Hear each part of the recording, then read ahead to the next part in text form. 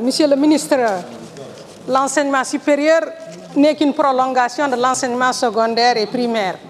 Donc il serait illusoire de nous parler d'un enseignement de qualité supérieure alors que l'enseignement secondaire et primaire sont en totale faillite. Vous ne faites que poursuivre la médiocrité qui vous est offerte.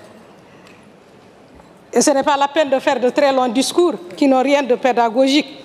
Tout le monde sait que notre enseignement supérieur est au rabais. Les parents d'étudiants, les moins instruits, sont conscients du niveau très faible de leurs enfants. Et l'étudiant lui-même n'a pas d'objectif de chercher d'ailleurs à avoir des connaissances. Son objectif, c'est juste d'avoir le diplôme. Et d'ailleurs, les aînés étudiants disent aux nouveaux, ce n'est pas la peine de vous fatiguer à suivre les cours magistraux, contentez-vous des travaux dirigés, des TD, parce qu'au moins là, vous pouvez mémoriser et on vous ramènera toujours les mêmes épreuves. Mais il suffit là que le professeur change une donnée dans l'épreuve pour que l'étudiant ne se retrouve plus. Monsieur le ministre, un pays comme la Mauritanie aurait bien pu offrir autre chose, eu égard à sa population peu nombreuse et à ses ressources variées et importantes. Mais hélas, la mauvaise gouvernance, avec l'injuste répartition des richesses, nous prive de cela. Quelles sont les activités de recherche que vous menez à l'université? Quel est le budget que vous attribuez à la recherche au niveau de l'université aujourd'hui?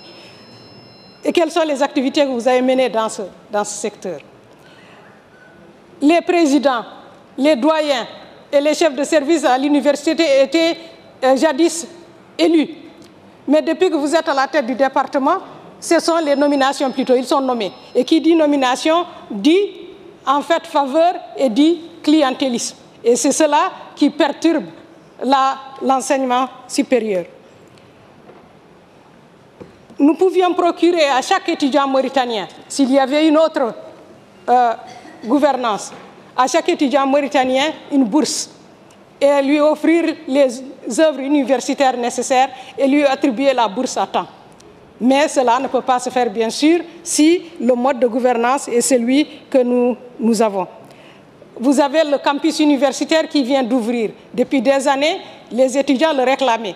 C'est maintenant qu'il est ouvert et ils ne sont éligibles à ce campus que les étudiants, on m'a dit, qui viennent de l'intérieur. Et que représentent ces étudiants qui viennent de l'intérieur par rapport aux bacheliers de manière générale et surtout ceux qui sont admis à Nouakchott. Le problème du transport se pose, bien sûr, tout le monde l'a évoqué, mais je ne peux pas ne pas, moi aussi, le répéter, parce que les étudiants souffrent de ce problème. Aux horaires de pointe, les bus sont tellement bondés que des fois, d'ailleurs, des étudiants ratent le bus et ne peuvent pas le prendre. Aux horaires intercalaires, ce sont les chauffeurs qui, eux, n'acceptent pas d'aller tant que les bus ne sont pas remplis alors qu'il n'y a pas de monde pour aller et les étudiants sont obligés de rester des heures et des heures. Ça, c'est sans compter avec le trajet très long et tortueux que suivent ces bus pour arriver à l'enseignement. Donc, chaque jour, c'est des retards au niveau de l'université. Monsieur le ministre, vous avez évoqué les écoles de qualité, les écoles comme l'école polytechnique. Mais qui accède à ces écoles? Est-ce que vous n'êtes pas gêné, monsieur le ministre, lorsqu'il y a une promotion qui sort de cette école, où pratiquement tous les étudiants, tout le corps militaire qui vient assister à la sortie de cette promotion, tous les invités ne sont que d'une seule communauté? Oui, vous avez dit qu'on ne peut pas prendre quelqu'un parce qu'il est tout simplement Hartani. Moi, j'ajouterais aussi parce qu'il est négro-africain. Mais vous ne vous posez pas la question pourquoi? Pourquoi ces gens ne peuvent pas accéder à ces écoles? Vous ne posez pas la question. Ce serait quand même intéressant de savoir pourquoi ces gens n'accèdent pas à ces écoles. Et vous avez dit que... Donc, je dirais plutôt que si on n'a pas les mêmes chances au départ, on ne peut pas, bien sûr, avoir les mêmes chances de déboucher à la fin. Et c'est cela la réponse à la question pourquoi il n'y a qu'un seul visage qu'on voit au niveau de ces écoles supérieures de qualité, comme vous l'avez évoqué. Et je vous signale, monsieur le ministre, que nos enfants se plaignent à l'université lorsqu'ils ont des cours qui doivent normalement leur être donnés en français, que ces cours soient plutôt donnés en arabe, alors qu'il est prévu qu'ils soient donné en français. Et là, alors, ils se retrouvent encore beaucoup plus lésés parce qu'ils n'ont pas la formation nécessaire.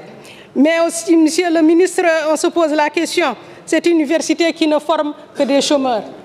À leur sortie, les étudiants n'arrivent pas à trouver du travail. Je vous donne l'exemple simple de ces promotions d'archivistes, de documentalistes et de bibliothécaires qui n'arrivent pas de faire des manifestations pour demander à être recrutés, alors que l'État en a besoin d'eux, mais ils ne sont pas recrutés. Enfin, monsieur le ministre, je vous pose une question. Est-ce que, effectivement, vous prévoyez de faire les examens de fin d'année au cours de ce mois de mai, à cause des élections, on m'a dit? Et si tel est le cas, est-ce que vous garantissez que les programmes ont été intégralement exécutés? Et je vous remercie.